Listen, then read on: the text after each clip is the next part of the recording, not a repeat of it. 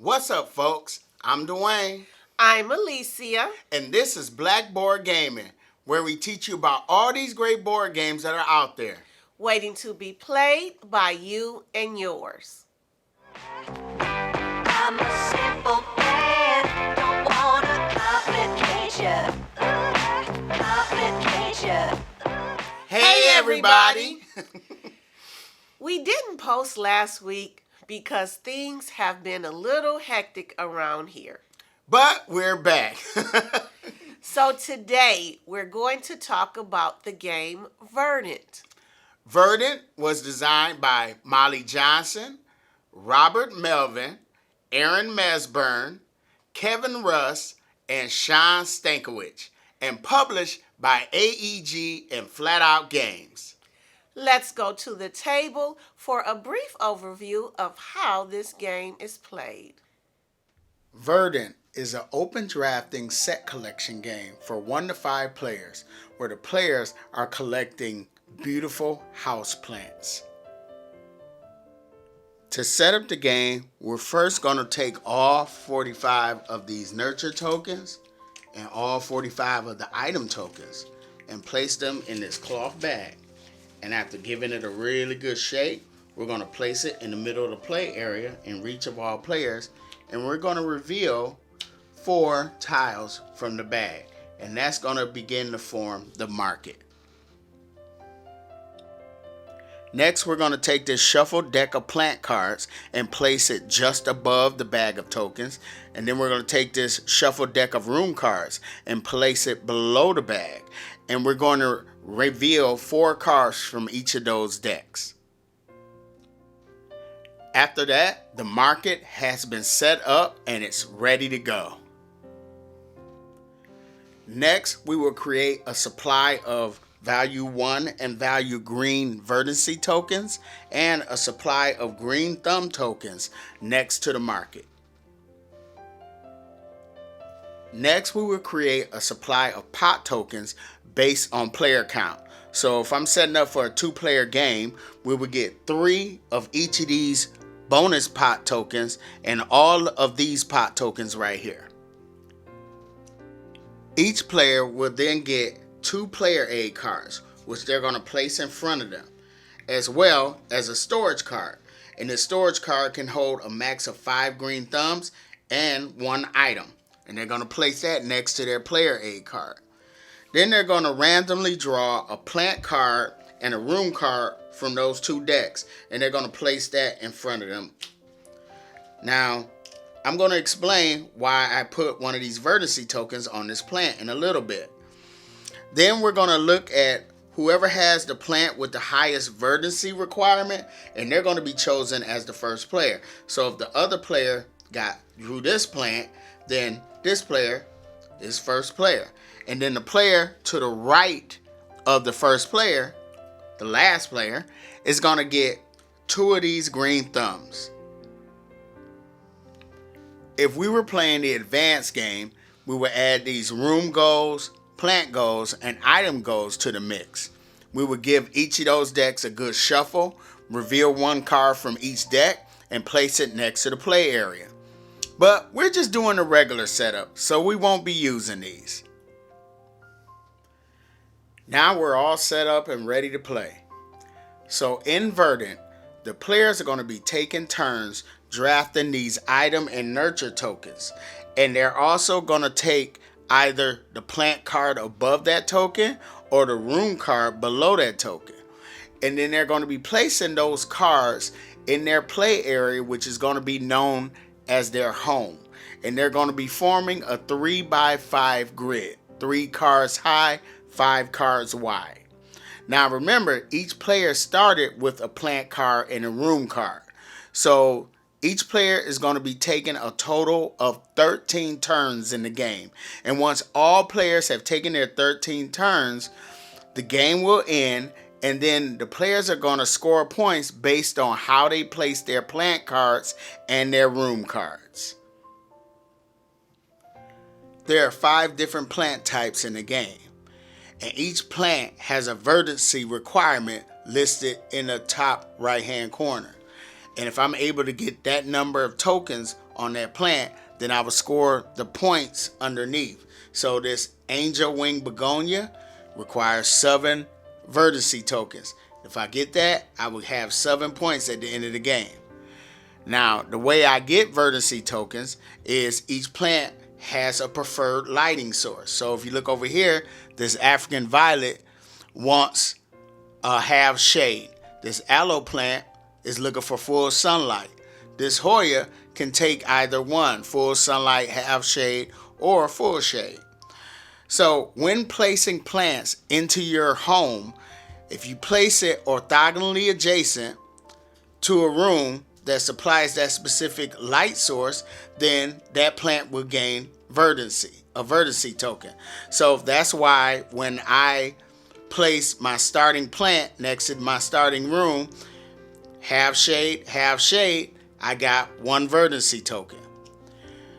Now there are also 5 different color rooms matching the 5 plant types. So the way the rooms score, they will score 1 point per matching plant type that's orthogonally adjacent. So right now this room is not scoring any points because this plant doesn't match this room. But let's say instead of that room, I got this room as my starting room. So now that matches that. This plant will get the verdancy token because it got the half shade. But now this room is scoring me 1 point.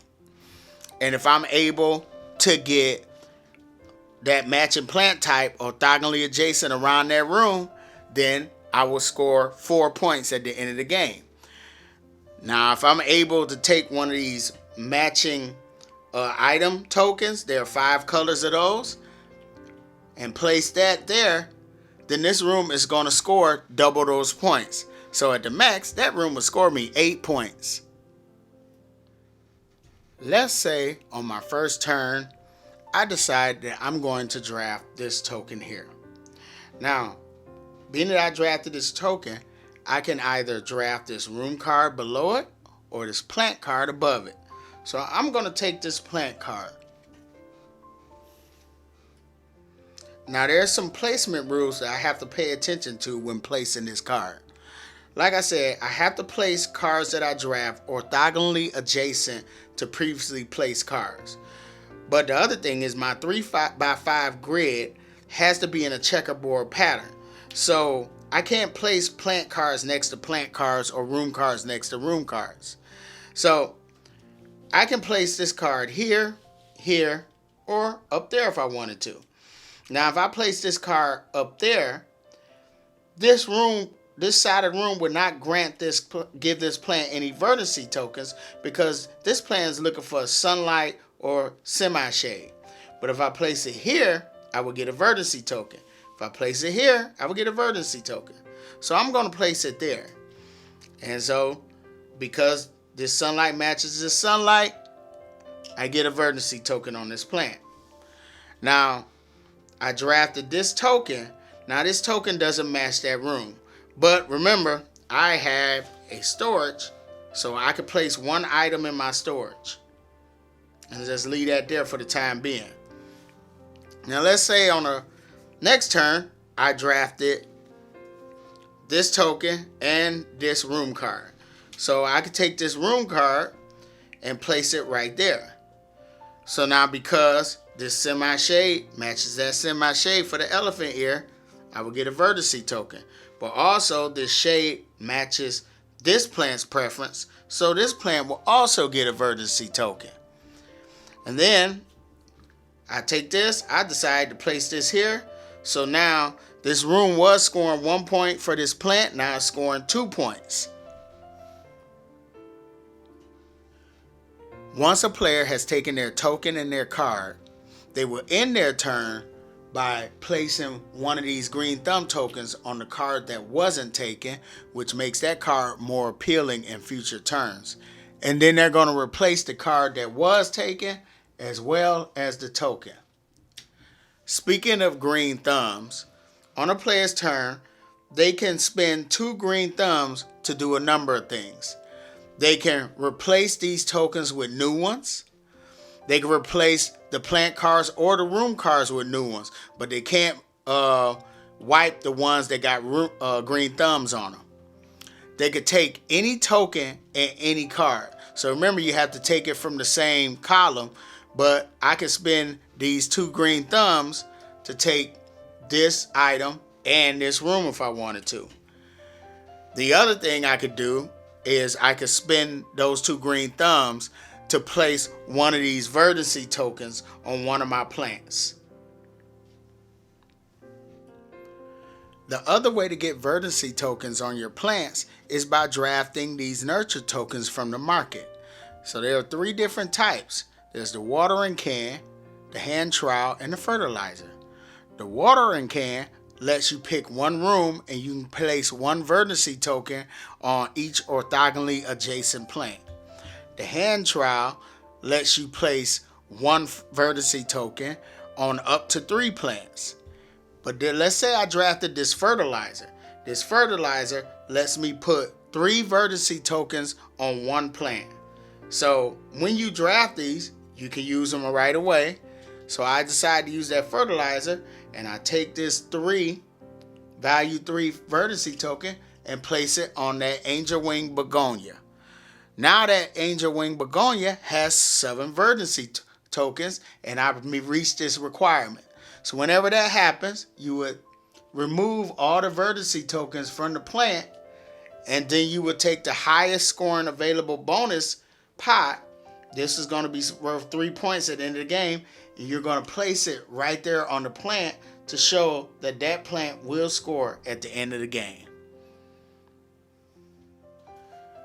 Once all players have completed their home, the game will end. And then the players will count up their points using this score pad that's included in the game. And then whoever has the most points will be the winner of Verdant. I know that we usually start off by talking about the theme of this game, but there's a couple things I got to point out first. The art in this game is gorgeous. I mean, Beth Sobel, any game she illustrates just turns out amazing. And this is no exception. I mean, I just love how the plants in this game look. I do too. They're so realistic. They're so pretty. The detail is just exquisite. So yes, I'm gonna have to agree with you on that. Yeah, and I love the art on the box cover. It just looks cozy. No, it looks verdant. No, it looks cozy. I got it looks lush and verdant. Yeah, it does. So it makes me want to collect some houseplants. I mean, it really just, pulls you in. Now, the other thing I want to point out is I have to admit, I've gotten really good at saying orthogonally. I mean, when I was like, why can't I say? Now I'm like, this fluent, orthogonally. I'm like, bet, I got it, So anyway, all right. What did you think about the theme of this game? I like the theme. I think the theme is appealing. It's I think the theme is brought through the art. And that's why I had to, point that out first. Okay. What do you think about the components? Well, obviously, the cards is mostly a card game, so we already talked about how gorgeous the plants look.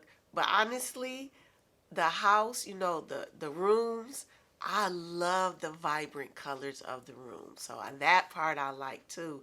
But honestly, the touch that I like the most besides the plants are the little when you fulfill the verdancy of a card and you get the little the pots. Yes, those are just beyond adorable. I do like that. They are so adorable. It hurts. I can't. It's ridiculous. The one detail that I like, it's a minor detail, but I love that they did it, is the green thumbs. I diversity. Yes, yes, yes. I do like that. I noticed that, and actually, I like that too. I thought that was really, really cool. Yes. You know, they let you know that anybody can grow plants. You know, Yes. it's not yes, set. I did. You know? I did appreciate that too. And I thought also the fact that, you know, the player aid cards are two-sided, but they gave you enough player aid cards to where you're not sitting there flipping the card over. You can take two of them, place them in front of you. Yeah, that was a thoughtful addition as well. Yeah, nice little touch that they Yes, added. yes. So, we talked about art. Like, all right, what did you think about the mechanics? All right, so I love the mechanics of this game. Card drafting and set collection, which just happen to be two of my favorite, just saying. But Well, you like reminding them. I get it. You like reminding them that that's what you like. You know? yeah. So the gameplay is pretty straightforward as far as what you do. It took me a little warming up to feel comfortable making the most strategic decisions. Yeah, I mean, how would you compare this with the? So this is like the third in the series. You know, there's Calico, and then there's Cascadia, and now there's Verdant. You know. You mean in complexity? Yeah, that's what I mean. I don't know, because honestly, for me, gosh, I hadn't even thought of that. For me, I have to think a little bit more. Okay, like Cascadia, actually, it reminds me of Cascadia, but you actually have more to choose from. So, like Cascadia, you have the animal and the habitat, Right. but here you have more options, so that can be a little bit more, cause a little bit more analysis paralysis Yeah, for me. yeah. See, you have more options, but it's like you're still only taking one or the other. Yeah, you know? but still you have to decide which one you're going to take. You know, so I think the complexity is, you know, more about than, the same. well, no, I think it's more than Cascadia. But Calico, if I was to rate all three in complexity, I think Calico will be the more complex. Really? Because of that decision. Because at the beginning you have those decisions. Yes. But then as the game progresses, It becomes harder. yeah. So Yes, you know. I would agree with that. I would agree with that. You know, but in this game, Cascadia is more, you know, approachable, you know, to bring in new gamers. I think this is like right in the middle, you know, because you can still place your plants around the rooms, but you just got to place them in a way to where you get those verdancy tokens on there. Yes. You know, so I really do like this game. You Yes, know, now yes. if I was to rate, like, now that we have all three, which would I say I like the most? Oh, well, that one is easy for me. Which one? Bar none, Cascadia. Cascadia is your favorite. Cascadia of these three is my favorite, yes. It's hard for me because it depends on what mood I'm in. Like if I'm looking for something like a tough, you know, it's Calico. If I'm looking for something that I could just, you know, relax, like really relax, and it would be Cascadia. This one's right in the middle for me, and that's Okay. why I really like it. You know, Okay. it gives me enough of that puzzle, but that relaxation. Okay. Okay. So, I mean, with that said, do you think this would be a simple game to teach? Actually, I do. I don't, because you don't have to do a lot of things. You're, like you say, you're picking either one card or the other. So, and you picking the token in the middle. So I think it's a relatively, I don't know if it's absolutely entry level, but it's definitely just a touch above entry level. Yeah, okay, I agree with you. Now, I played this game with you, and then I played with my game group. Okay. And they're like most into heavier games. Like next week we're supposed to be playing Weather Machine. Like Weather Machine is a heavy game. Okay. But anyway, as I'm playing with them, they were like just making decisions like really fast. So we ended up doing this 3-player in like 30 minutes. Okay. But it forced me to like they were sitting there like, Dwayne, we're ready. I'm like, oh my gosh, and it got to a point where I'm like, okay, I got to make these decisions really fast because they're ready, and I ended up winning. Well, see, that's why I don't play with heavy games. 'Cause I don't roll like that. Right, I know. I need to be able to just take a minute and think. Yeah, I got you. But but so I really, really do like this game. Yes. I think this is a beautiful, like I said, Bel Sobo, you outdone yourself. I got to give it to you. This game is gorgeous. It is gorgeous, and it is fun, and it is engaging, and it is interesting. Yeah, I like it, And so I want to grow. I want to get some house plants. It could be fake house plants, but like I like having house plants, cozy. Okay. All right. So that's how we feel about Verdant. If you like the contents of this video, feel free to hit the like button. Subscribe. Follow us on Facebook, Instagram, and Twitter. And like I said, I'm Dwayne. I'm Alicia. This has been Blackboard Gaming. We will see you next time.